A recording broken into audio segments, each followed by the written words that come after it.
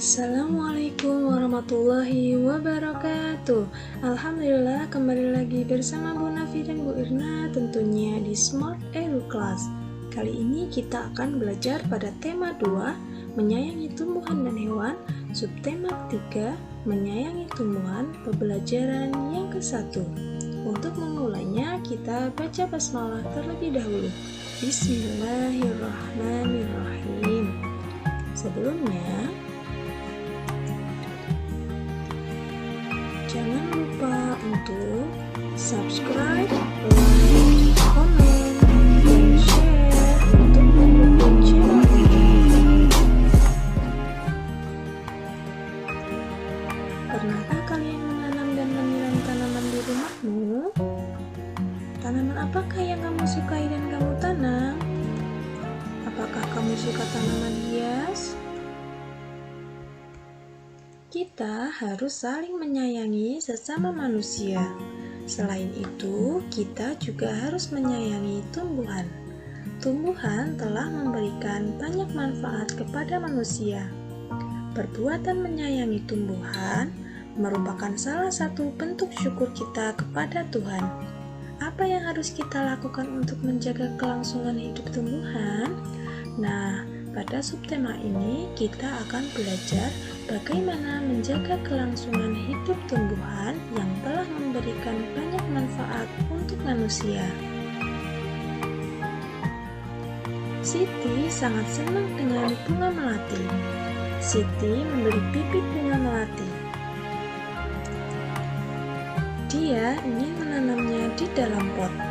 Siti belum tahu cara menanam bunga melati. Siti pergi ke perpustakaan sekolah. Di sana, dia menemukan buku yang dibutuhkan, buku tentang cara menanam melati di dalam pot. Nah, berikut ini merupakan petunjuk perawatan melati yang Siti baca. Yang pertama, siapkan pecahan batu bata merah atau pecahan genting, susun di dasar pot. Yang kedua, campurkan pasir, tanah, dan pupuk kandang, masing-masing dengan bagian yang sama. Isikan pada sepertiga bagian pot. Letakkan di atas lapisan pecahan batu bata merah atau genting. Yang ketiga, masukkan bibit melati. Sisakan media lama yang masih menempel. Apa tujuannya? Nah, tujuannya agar tanaman dapat beradaptasi dengan media yang baru. Yang keempat, tambahkan campuran pasir, tanah, dan pupuk kandang.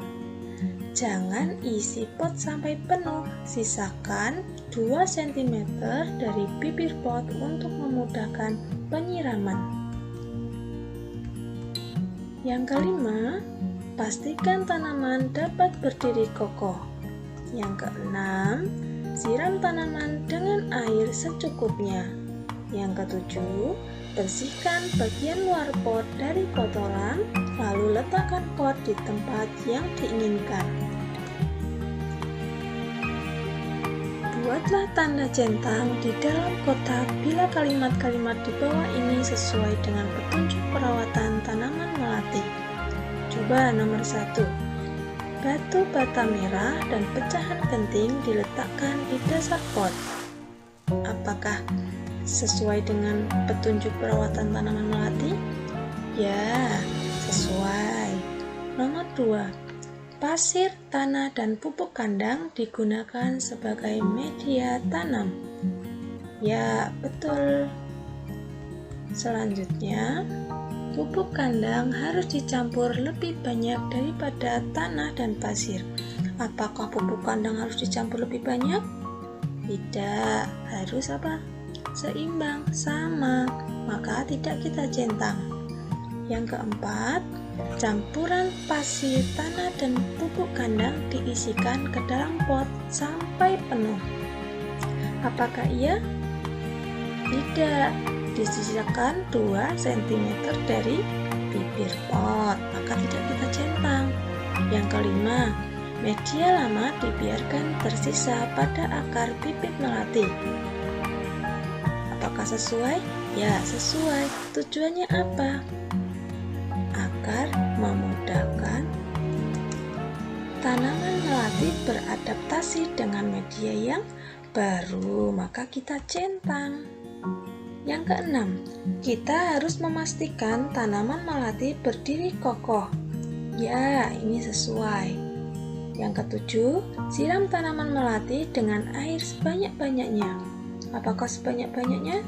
Tidak. Menyiram air dengan secukupnya, maka tidak kita centang.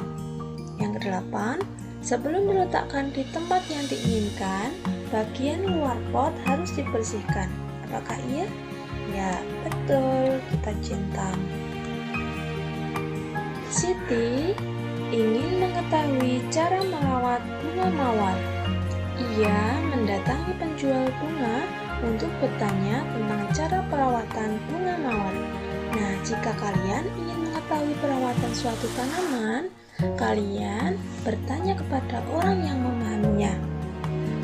Tanaman apa yang ingin kamu ketahui perawatannya? Nah, coba kalian tanyakan kepada anggota keluargamu. Pasti jawabannya yang pertama, menyiramnya. Yang kedua, memberi pupuk. Yang ketiga, apa? Mencabuti tanaman liar atau rumput-rumput liar dan menjaganya dengan baik. Kamu bisa melakukan wawancara dengan orang yang memahaminya atau memahami perawatannya. Di sekolah Siti ditanam pohon sirih. Sirih adalah tanaman yang tumbuh merambat. Daunnya berbentuk jantung dengan ujung daun runcing. Panjang daun sirih sekitar 5-8 cm dan lebarnya 2-5 cm. Jika keduanya diremas akan mengeluarkan bau khas. Siti dan teman-temannya akan mengukur panjang pohon sirih. Sebelumnya mengukur pohon sirih, Siti dan teman-temannya belajar tentang garis bilangan. Apa sih garis bilangan itu?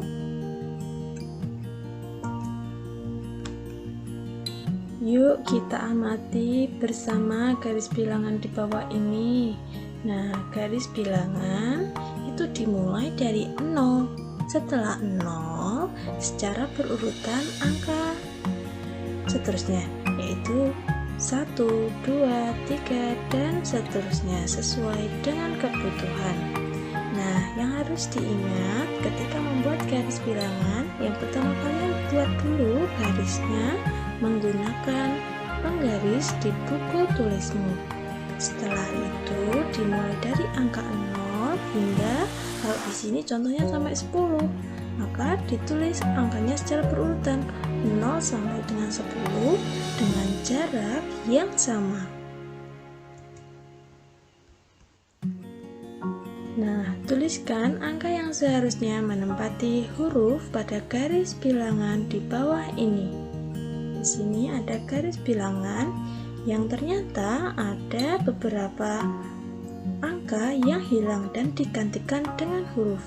Apa saja yang hilang? Nah, di sini ada huruf yang harus kalian isi dengan angka. Ini ada huruf S, L, R, I, dan H. Coba kalian perhatikan di sini. Huruf S di sini harusnya angka berapa? Di antara angka 0 dan 2 berapa? Ya, 1. Selanjutnya huruf L. Di sini L kecil ya. Setelah angka 2 angka berapa? Ya, angka 3. Selanjutnya ada huruf R. Di sini harus berapa? Antara 4 dan 6. Ya, angka 5. Selanjutnya huruf I. Ini harusnya berapa? Setelah angka 7, angka 8.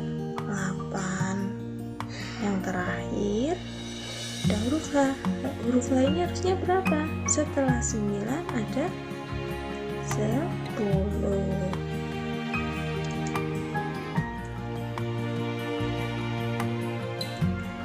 Pohon sirih yang baru ditanam berada di posisi A. Ada angka 0. Ini disebut dengan A. 0 itu posisi A. Setelah beberapa waktu, panjang pohon sirih pada posisi B. Ada angka 2.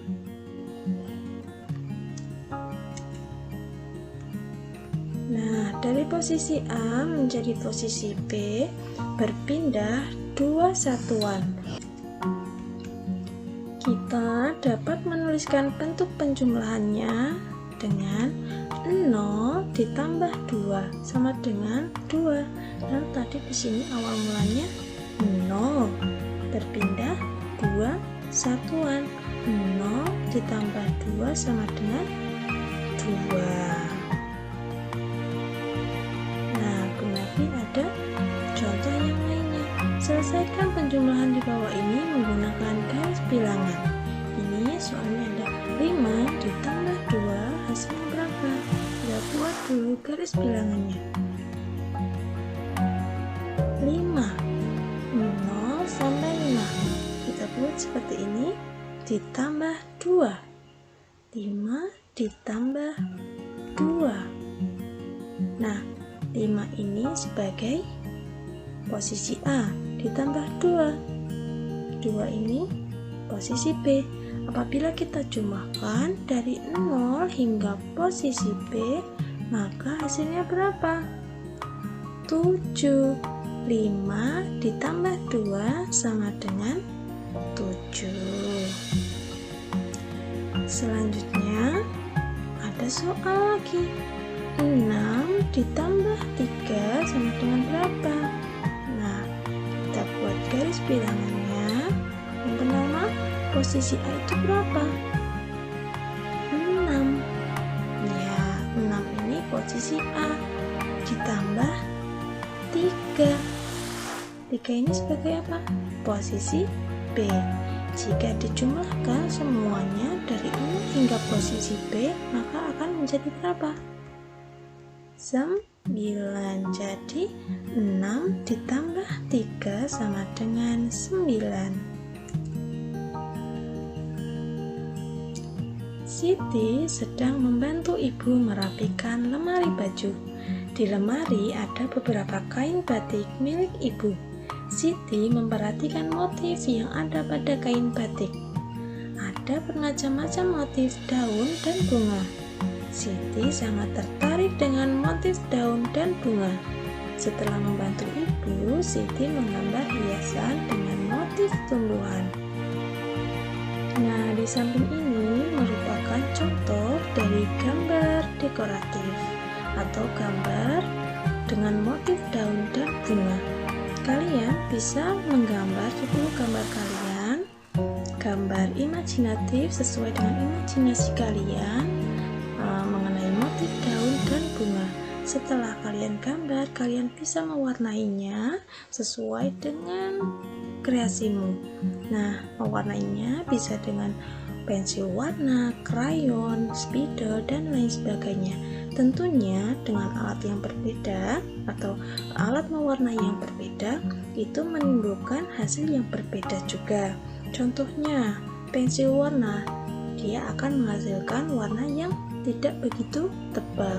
Apabila kalian menggunakan krayon, maka akan sedikit lebih tebal dan lebih kasar. Sekian dari Bu Nafi untuk pembelajaran kali ini. Wassalamualaikum warahmatullahi wabarakatuh.